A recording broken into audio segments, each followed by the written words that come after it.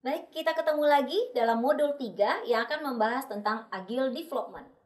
Berdasarkan materi sebelumnya, kita membahas terdapat beberapa pendekatan yang dapat dilakukan dalam mendevelop sistem.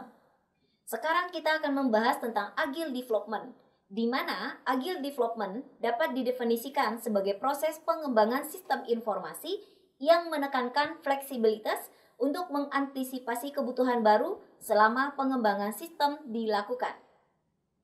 Agile Modeling atau disingkat AM merupakan filosof panduan sistem di mana hanya model yang diperlukan dengan kebutuhan yang valid yang ada pada tingkat detail yang tepat.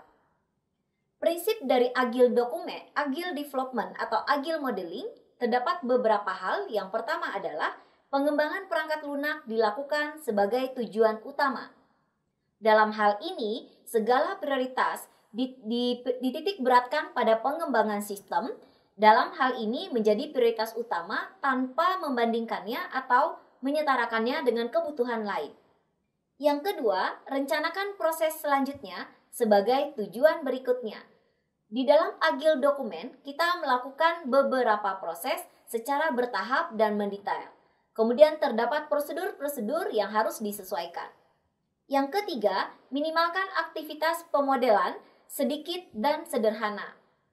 Di dalam mengembangkan sistem, baik Agile Development maupun Iterative Development, terdapat satu tahapan yang disebut dengan tahapan memodelkan sistem.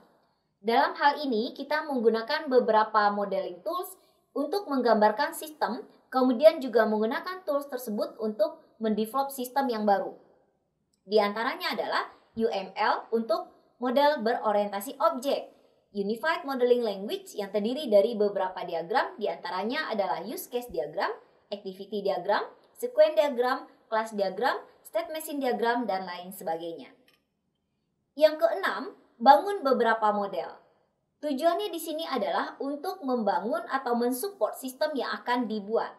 Dengan menggunakan beberapa model, kita dapat melihat apa saja yang terjadi di dalam sistem, bagaimana secara fisik dan secara logik sistem dapat digambarkan menggunakan model. Kemudian bangunlah model berkualitas tinggi dan dapatkan umpan baliknya dengan cepat. Pada saat kita merancang sebuah model, terkadang kita perlu mendeteksi kebutuhan-kebutuhan sistem di dalam menggambarkan model sistem. Hal ini untuk sistem berjalan berkaitan dengan prosedur-prosedur sistem. Aktor-aktor yang terlibat di dalam pengembangan sistem hingga kepada proses-proses yang melibatkan sistem secara keseluruhan. Berikutnya, fokus pada konten, bukan representasi. Tujuannya adalah, dalam mendevelop sistem, prioritas utama seorang sistem analis ataupun project system adalah untuk memberikan solusi terbaik terhadap permasalahan user. Dalam hal ini, kebutuhan user menjadi prioritas utama.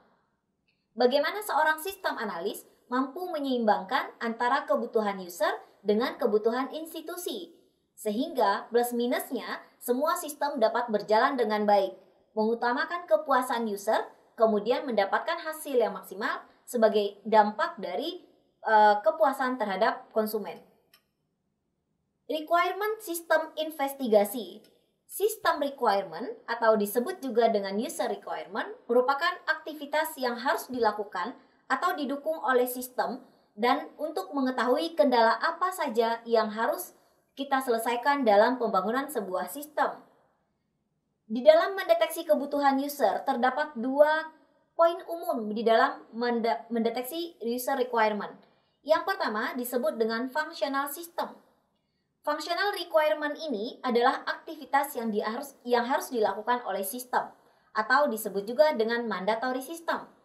Yang kedua disebut dengan non-functional requirement, adalah karakteristik sistem selain aktivitas yang harus dilakukan atau didukung oleh sistem. Apa perbedaan antara functional system dengan non-functional system? Functional system adalah mandatory, artinya aktivitas atau proses tersebut merupakan hal pertama dan wajib untuk dilakukan. Biasanya berhubungan dengan transaksi-transaksi inti dalam sebuah transaksi umum.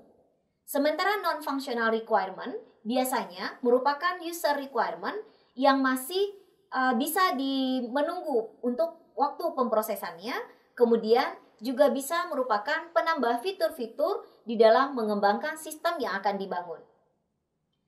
Demikian, terima kasih.